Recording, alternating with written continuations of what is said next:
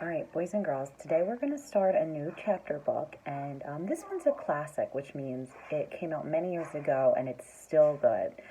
It's called The Boxcar Children, and it's about four children who don't have a mom or a dad, and they don't even have a place to live.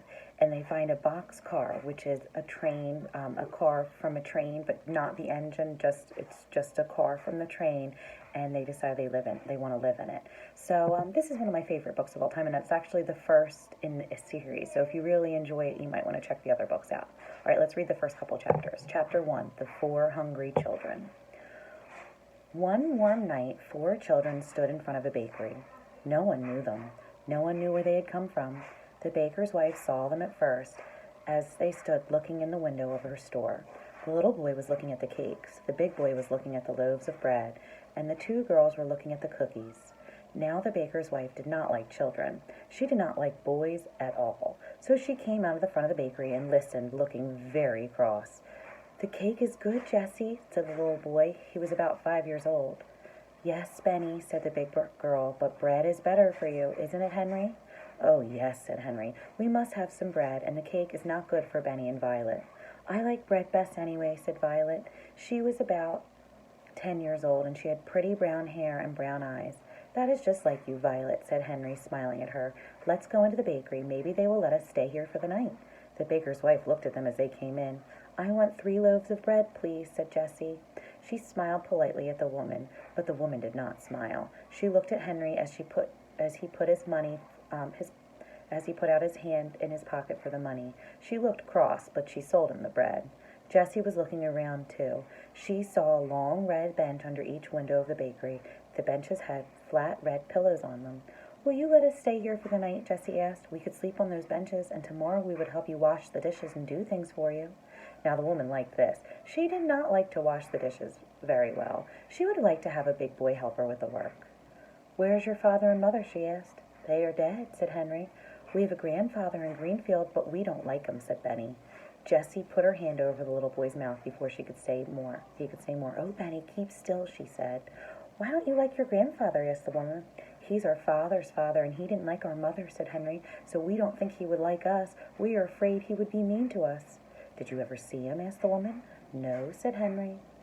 "Then why do you think he would be mean to you?" asked the woman. "Well, he never came to see us. He doesn't like us at all."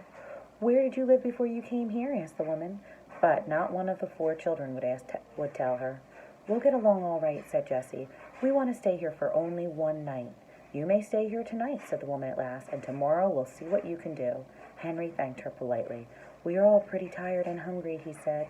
The children sat down on the floor. Henry cut one of the loaves into 4 pieces with his knife, and the children began to eat. "Delicious," said Henry. "Well, I never," said the woman. She went into the next room and shut the door. "I'm glad she is gone," said Benny, eating. "She doesn't like us." "Shh," said Jessie. "She is good to let us sleep here." After supper, the children lay down on their red benches, and Violet and Benny soon went to sleep. So there they are sitting on their benches, and this is on my Kindle because I could not, bring my copy from school. But Jessie and Henry could hear the woman talking to the baker. She said, "I'll keep the 3 older children. They can help me. But the little boy must go to the children's home. He is too little, and I cannot take care of him." The baker answered, "Very well. Tomorrow I'll take the little boy to the children's home. We'll keep the others for a while, but we must make them tell us who their grandfather is." Jessie and Henry waited until the baker and his wife had gone to bed. Then they sat up in the dark. "Oh, Henry," whispered Jessie, "let's run away from here." "Yes, indeed," said Henry. "We'll never let Benny go to a children's home. Never, never. We must be far away by morning or they'll find us, but we must not leave any of our things here." Jessie sat still thinking. "Our clothes and a cake of soap and towels are all in the big laundry bag," she said. "Violet has her little work bag, and we have 2 loaves of bread left. Have you got your knife and your money?" "Yes," said Henry. "I have almost $4. "You must carry Benny," said Jessie. "He will cry if we wake him up, but I'll wake up Violet." "Shh, Violet, come. We're going to run away again. If we don't run away, the baker is going to take Benny to the children's home in the morning." The little girl woke up at once. She sat up and rolled off the bench. She did not make any noise. "What shall I do?" she whispered softly. "Carry this," said Jessie. She gave her the work bag. Jessie put the 2 loaves of bread into the laundry basket, and then she looked around the room. "All right," she said to Henry. "Take Benny now." Henry took Benny in his arms and carried him to the door of the bakery. Jessie took the laundry bag and opened the door very softly.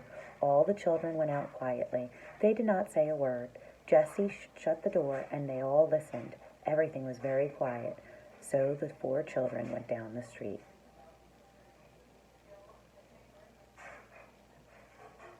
So there the 4 children are, walking down the street, and the big brother is holding the little brother, and the girls are both walking.